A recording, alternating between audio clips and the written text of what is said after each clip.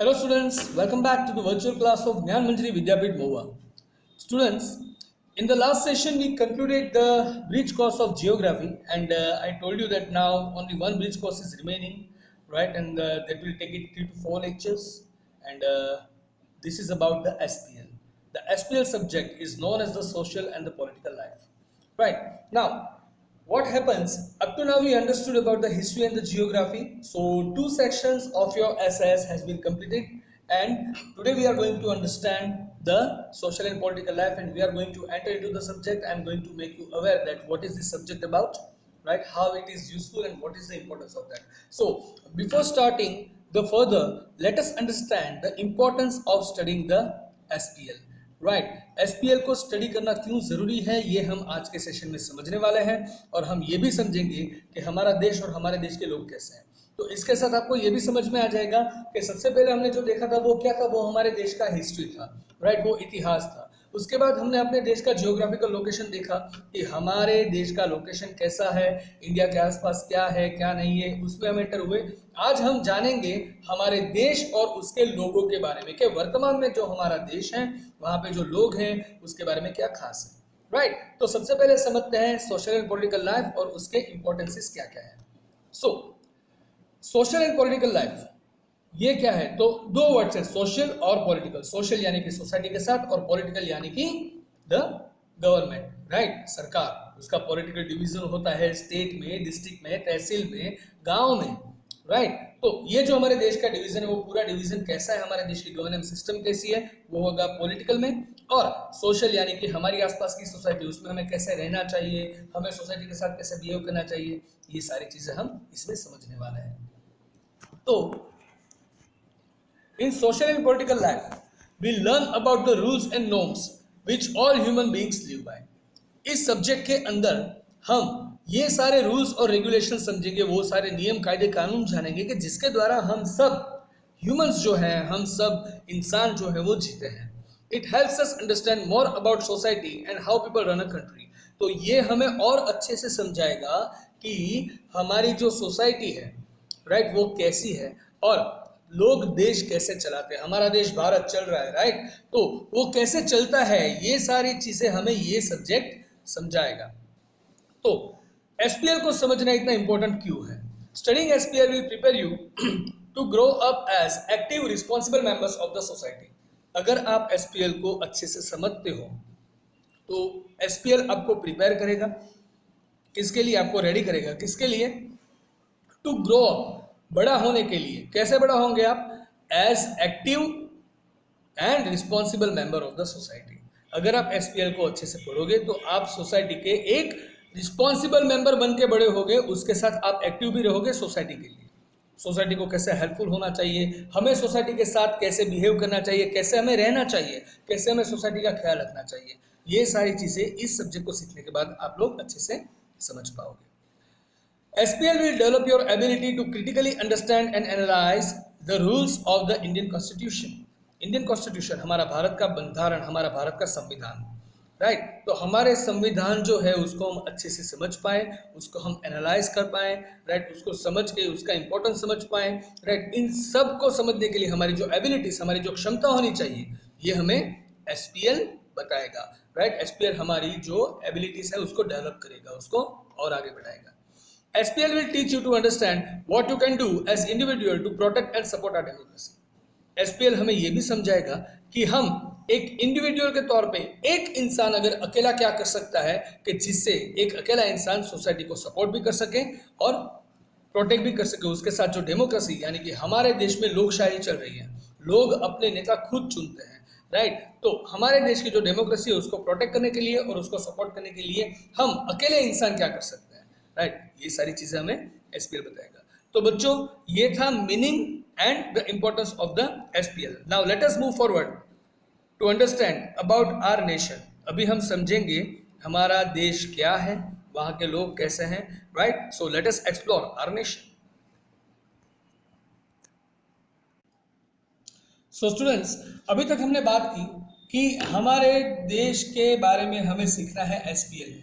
SPL एक ऐसा subject है जो किसी भी देश की इकोनॉमिकल, पॉलिटिकल और सोशल लाइफ को स्टडी करेगा। इससे क्या होगा, हम एक बेहतरीन इंसान बन पाएंगे, जो हमने लास्ट में इंपॉर्टेंस में देखा था, राइट। तो हम एसपीएल के सब्जेक्ट में हमारे देश की सोशल, पॉलिटिकल और इकोनॉमिकल लाइफ के बारे में समझने वाले हैं। हमारे देश की सामाजिक व्यवस्था कैसी है, अर्थव्यवस्था कैसी है और सरकार व्यवस्था कैसी है, उसके बारे में हम इस सब्जेक्ट में स्टडी करने वाले हैं। और ये सब्जेक्ट आपके लिए पूरा नया है, राइट। तो बात यह है कि जिस देश के बारे में हम स्टडी करने जा रहे हैं, तो पहले उस देश को भी समझना हमारे लिए बहुत ही जरूरी बन जाता है, राइट। तो अभी इसी सेशन में आगे हम बढ़ेंगे इंडिया एंड इट्स पीपल के बारे में। अभी हम समझेंगे हमारा देश कैसा है, हमारे देश के लोग कैसे हैं, इसके बारे में हम अभी सीखने जा रहे हैं। तो सबसे पहले अगर बात करें हमारे देश के लोकेशन की, तो हमारा देश है वो कहाँ पे है, वो साउथ एशिया में है, right. India is located in south Asia, the capital is new Delhi and the language most people speak is Hindi. हमारा देश जो है वो साउथ एशिया में सिचुएटेड है, राइट। हमारे देश का कैपिटल कौन सा है, नई दिल्ली, यानी कि हमारे देश की राजधानी है नई दिल्ली। और यहाँ पे ज्यादातर लोग जो है वो हिंदी भाषा में बात करते हैं। India is the 7th largest country in the world and it has the 2nd highest population after China. Area wise अगर बात करें, देश के एरिया की साइज के बारे में बात करें, तो विश्व में भारत का नंबर 7वां है, right. We are 7th largest country on the basis of area. और अगर पॉपुलेशन के बारे में बात करें, वस्ती की बात करें, राइट, तो भारत विश्व में पूरे 2nd रैंक में आता है। फर्स्ट रैंक इज चाइना, सबसे ज्यादा पॉपुलेशन है चाइना में, उसके बाद 2nd रैंक आता है हमारे नेशन का। India is surrounded by the Bay of Bengal, Indian Ocean and Arabian Sea. हमारा भारत देश किससे घिरा हुआ है, तो बे ऑफ बंगाल, राइट, यानी कि बंगाल समुद्र, इंडियन ओशन, हिंद महासागर, और अरेबियन सी यानी कि अरबी समुद्र, राइट। तो इन तीनों सी से हमारा देश घिरा हुआ है। ईस्ट साइड में आएगा बे ऑफ बंगाल, साउथ में आएगा इंडियन ओशन और वेस्ट में आएगा अरेबियन सी, राइट। तो हमारे देश की सबसे बड़ी और 3 बाउंड्रीज जो है वो नेचुरली सी वेज से ही बनी है। The Himalayan mountain stretch along India's northern border, right. अगर हमारी नॉर्थ बॉर्डर की बात करें, तो पूरे नॉर्दर्न बॉर्डर में, यानी कि जम्मू एंड कश्मीर से लेकर पूरे ईस्ट तक आप चले जाओ, तो नॉर्थ की पूरी जो बॉर्डर है हमारी, वो हिमालयन माउंटेन से घिरी हुई है। The neighbouring countries of India include Pakistan, China, Nepal, Bhutan and Bangladesh. हमारे देश की जो पड़ोसी मुल्क है, हमारे जो नेबर कंट्रीज है, वो कौन कौन से हैं, वो है पाकिस्तान, चाइना, नेपाल, भूटान और बांग्लादेश। ये सारे हमारे नेबर्स हैं। उसके बाद the geography of India is extremely diverse. हमारे देश की जियोग्राफी है वो बहुत ही अलग है, right. That means diversity means what, diversity means विभिन्नताएं, right, the differences between the places, right. कई जगह पे आप जाओगे तो कोई एक देश होगा जहां पे आपको डेजर्ट ही ज्यादा मिलेगा, कोई एक जगह है जहां पे आपको प्लेन ही मिलेगा। लेकिन भारत की जो जियोग्राफिकल डाइवर्सिटी है वो बहुत ही डाइवर्स है, क्योंकि सारी अलग अलग प्रकार की जितनी भी जमीन आप पूरे वर्ल्ड में पाओगे, वो सारी आपको भारत में एक साथ देखने को मिलेगी, राइट। जिसके अंदर क्या क्या आता है, कौन कौन सी जमीन आती है, तो स्नो कैप माउंटेन यानी कि बर्फ से घिरे हुए पहाड़ से लेकर, वहां से लेकर डेजर्ट्स तक, यानी कि रण रेगिस्तान भी पाया जाता है, फिर प्लेन्स यानी कि खुले सपाट मैदान भी देखे जाते हैं, फिर हिल्स यानी कि पर्वतमालाएं भी छोटी बड़ी हैं, और प्लेटोस यानी कि उच्च प्रदेश, यानी कि कोई एक हिल के ऊपर एक फ्लैट बड़ा सा एक हिल है एकदम चौड़ा सा, उसके ऊपर फ्लैट जमीन है जहाँ पे लोग रह सकते हैं, उसे हम उच्च प्रदेश कहते हैं, राइट। तो ऐसे प्लेटोस भी आपको वहां पे देखने को मिलेंगे, राइट। तो जियोग्राफिकली अगर हम लैंड के बारे में बात करें, तो सारी अलग प्रकार की जो लैंड है वो हमारे देश में हमें देखने को मिलेगी। उसके बाद in what way is India religiously diverse, right. हमारे देश में धर्म की विभिन्नताएं भी कैसी है, राइट। ये देखने की बात है दोस्तों कि पूरे वर्ल्ड में भारत एक ऐसा देश है जिसमें तकरीबन सारे धर्म के लोग रहते हैं, सारे रिलीजन के लोग हमारे देश में आपको पाए जाएंगे, राइट। सारे रिलीजन्स आप हमारे देश में पाओगे, सारे रिलीजन्स का धार्मिक स्थल भी आपको हमारे देश में देखने को मिलेगा। से फॉर एग्जाम्पल हमारी जो बस्ती है, हमारा जो पॉपुलेशन है वो है 1.3 बिलियन, यानी कि 130 करोड़ की जनता है भारत के अंदर। उसमें 80% हिंदू है, 80% आर हिंदूज, 13% मुस्लिम है, 13% are Muslims, then 2.3% are Christian, यानी कि 2.3% जो है वो क्रिश्चियन है, 1.9% आर सिख्स, यानी कि 1.9% जो है वो सिख है। उसके अलावा बुद्धिस्ट, जैन्स और वो भी लोग, those with no religion, make up less than 1% each of the national total. National total में बाकी सबका जो है राइट 1% से भी कम है, लेकिन वो सारे लोग इंडिया में पाए जरूर जाते हैं। एक ऐसा नेशन जिसमें सारे अलग अलग धर्म के लोग एक साथ मिलकर रहते हैं, राइट। सब लोग अलग हैं, धर्म के हिसाब से देखो तो धर्म के हिसाब से लोगों की लाइफस्टाइल चेंज हो जाएगी, उसके खाने पीने के तौर तरीके चेंज हो जाएंगे, उसके कपड़े पहनने की रीत चेंज हो जाएगी, राइट, उसकी भाषा बदल जाएगी।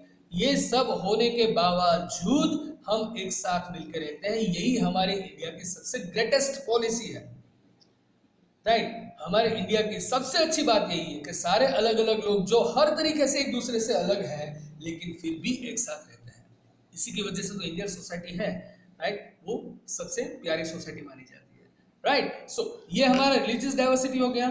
उसके बाद हम देखते हैं dances of India, right. Dance जो है हमारे देश में, डांस बहुत ही इंपॉर्टेंट है, राइट। डांस फॉर्म्स के लिए हमारा देश बहुत ही पॉपुलर भी है। तो India is land of diverse dance forms. Bharat एक ऐसी जमीन है जिसमें आपको अलग अलग टाइप के डांस फॉर्म्स देखने को मिलेंगे। The main dances are folk dance and the classical dance. सबसे मेन डांस जो है हमारे देश का वो कौन सा है? एक तो लोक नृत्य और एक शास्त्रीय नृत्य, क्लासिकल डांस, राइट। लोक डांस की अगर बात करें तो उसका एग्जांपल मैं दे सकता हूँ आपको गरबा का, राइट। वी आर द गुजरातीस, और जैसे ही किसी ने गरबा बीट बजाई, ए हालो करके हम सब निकल जाते हैं गरबा खेलने, right. So that is a part of Gujarat, right. ऐसे ही महाराष्ट्र में लावनी होता है, पंजाब में भांगड़ा होता है, ये सारे फोक डांसेस हो गए। और जो most popular classical dance forms है, जो शास्त्रीय नृत्य है हमारे देश का, वो कौन कौन से? सबसे फेमस जो है वो है भारतनाट्यम, कथकली, कथक, मणिपुरी वगैरह। ये सारे हमारे क्लासिकल डांस फॉर्म्स है जो बहुत ही पॉपुलर है अराउंड द वर्ल्ड। तो ये रही बात हमारे भारत के नृत्य की। उसके बाद आता है टेस्ट ऑफ इंडिया।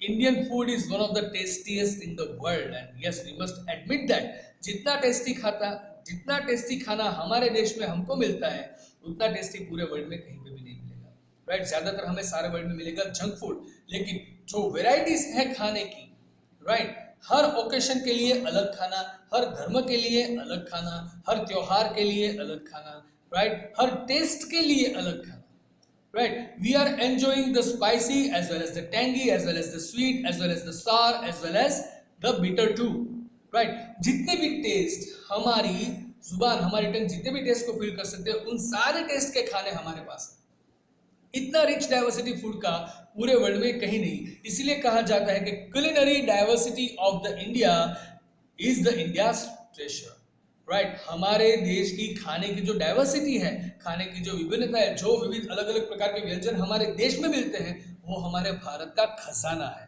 क्योंकि इतने सारे वेरियस फॉर्म्स ऑफ फूड कहीं पे आपको देखने को नहीं मिलेंगे, that will found only in India, right. तो आज के सेशन में हमने देखा इंडिया कैसे, इंडिया के लोग कैसे हैं, राइट। कैसे हम धर्म के तौर पे इंडिया को सारे लोगों को अलग कर सकते हैं, लैंग्वेज के तौर पे सारे लोगों को अलग कर सकते हैं, right.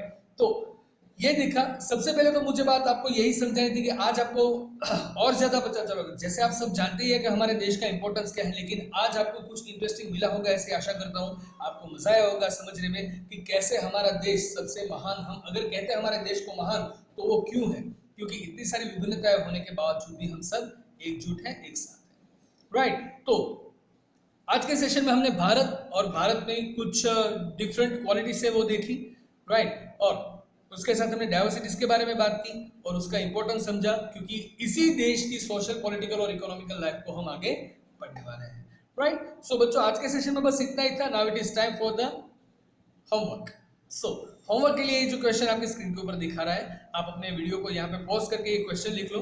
What are 4 ways in which people can be diverse, right. ऐसे कौन से 4 अलग अलग मेथड है जिससे हम लोगों को डाइवर्स कर सकते हैं, उसको डिफरेंशिएट कर सकते हैं, उसको अलग अलग ग्रुप में दिखा सकते हैं। फॉर एग्जाम्पल यहाँ पे दिया गया है different people speak different language, तो लैंग्वेज के बेस पे हम लोगों को अलग कर सकते हैं, राइट। सो ऐसे कौन से 4 तौर तरीके हैं कि जिसके हिसाब से हम लोगों की अलग अलग कैटेगरी बना सकते हैं, ये आपको खुद सोचना है और स्किल के बेस आपको मुझे भेजना है। बस इतना सा होमवर्क है। तो आज के सेशन में बच्चों इतना ही। आई होप समझ में आ गया होगा। I see in the next session with the new topic. इसी में हम आगे बढ़ेंगे, but now it is time to say goodbye. So Goodbye, take care, have a nice time, stay home, stay safe, and yes, don't forget to share your homework. Okay, so I'll see you in the next session. Thank you.